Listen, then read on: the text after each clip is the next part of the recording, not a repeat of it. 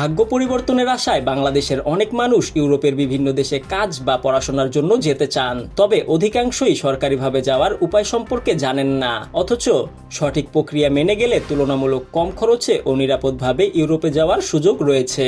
বাংলাদেশ থেকে সরকারিভাবে ইউরোপে যাওয়ার অন্যতম পথ হলো ওয়ার্ক পারমিট ভিসা এবং স্টুডেন্ট ভিসা। ওয়ার্ক পারমিট ভিসায় যেতে হলে বৈধ নিয়োগদাতা প্রতিষ্ঠান থেকে জব অফার লেটার থাকতে হবে। সরকারিভাবে ইউরোপে পাঠানোর দায়িত্বপ্রাপ্ত প্রতিষ্ঠান প্রবাসী কল্যাণ মন্ত্রণালয়, বিএমইটি এবং বোয়েসেল।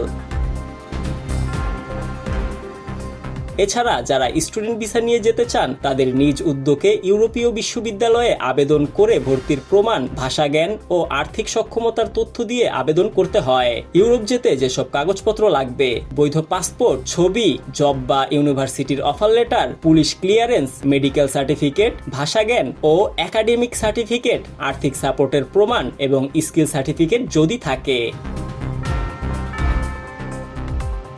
বর্তমানে বাংলাদেশিদের জন্য ইউরোপের বেশ কিছু দেশের ভিসা চালু রয়েছে, যেমন Slovakia, Serbia, Romania, Portugal, Poland, Norway, Netherlands, Malta, Italy, France, Germany, Ireland, Belgium, Austria, Sweden ইত্যাদি। কিছু দেশের ভিসা প্রসেস করতে ভারতেও যেতে হয়, কারণ ঢাকায় তাদের দূতাবাস নেই। কম খরচে যেসব দেশে যাওয়া যায়: রোমানিয়া, মাল্টা, পোল্যান্ড, সাইপ্রাস, পর্তুগাল, বুলগেরিয়া এবং গ্রিস।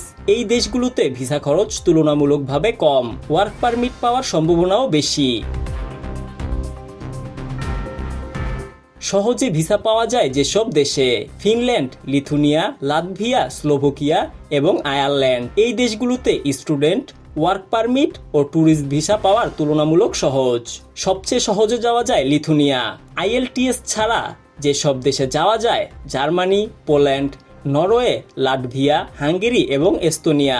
এদিকে জার্মানি সর্বাধিক পরিচিত ফ্রি শিক্ষা ব্যবস্থার জন্য।